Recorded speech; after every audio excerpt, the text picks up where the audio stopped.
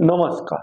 आपल्या ना या YouTube चॅनलवर आपणा सर्वांचं मी गणेश तुकाराम शिंदे स्वागत करतो. निवडणुकीचा निकाल लागून आज 11वा दिवस उजळतोय आणि आज 11व्या दिवशी महाराष्ट्रातील भारतीय जनता पक्षाच्या नवनिर्वाचित आमदाराची बैठक केंद्रीय निरीक्षक केंद्रीय अर्थमंत्री निर्मला सीतारामन आणि गुजरातचे माजी मुख्यमंत्री विजय रुपाणी यांच्या उपस्थितीत मुंबईत पार पडेल. या बैठकीत भाजप विधानसभा पक्षाच्या गटनेत्याची निवड. गटनेत्यासाठी सध्या माजी मुख्यमंत्री विद्यमान गेल्या वेळच्या सरकारातील उपमुख्यमंत्री असलेले देवेंद्र फडणवीस, त्यानंतर केंद्रीय मंत्री नितीन गडकरी, भाजपच्या राष्ट्रीय महासचिव असलेले विनोद तावडे किंवा आणखी एखादं नवीन अशा नावाची चर्चा होईल आणि त्या चर्चेनंतर दिल्लीवरून जो आदेश असेल त्याच्याच नावावर शिक्कामोर्तब उपस्थित नवनिर्वाचित आमदारांना करावं लागेल आणि मग महाराष्ट्र राज्याच्या सत्तेची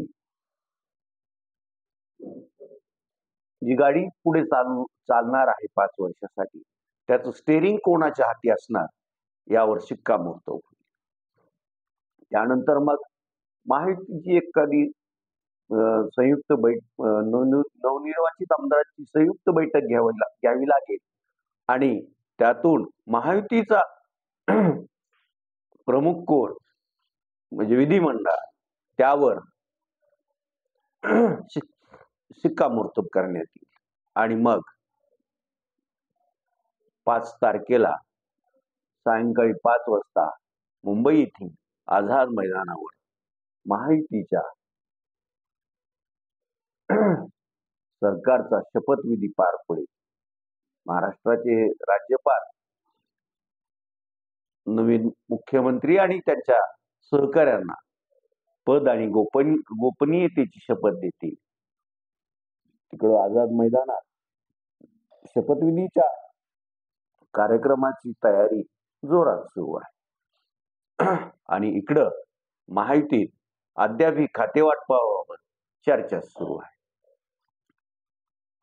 काळजीवाहू मुख्यमंत्री एकनाथ शिंदे यांच्या शिवसेना एकनाथ शिंदे पक्षाला गृहमंत्रीपद पाहिजे आहे यावर ते अजूनही ठाम आहे.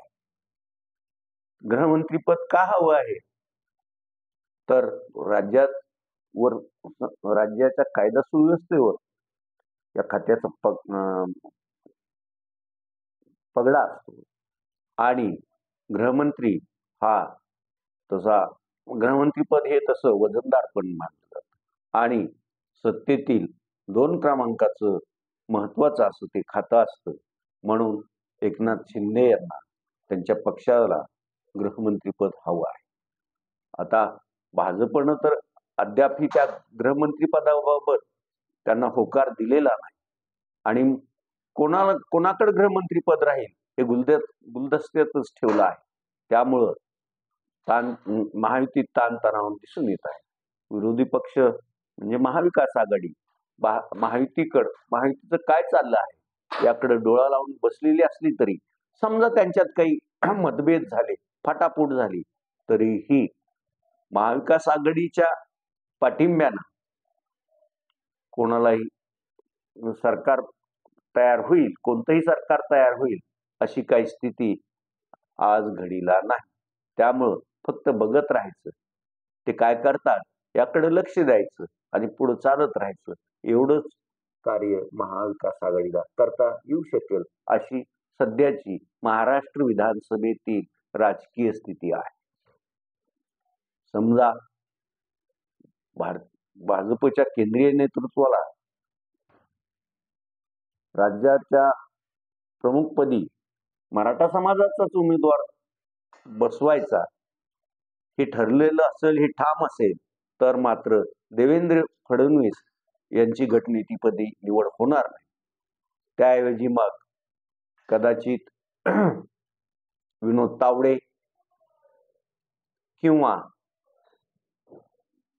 इतर कोणता तरी, पण जर पक्षात आणि राज्यात वजनदार असलेल्या नेत्याचं नाव यासाठी म्हणजे पुढे आणावं लागेल, तरच हे शक्य होणार नाही.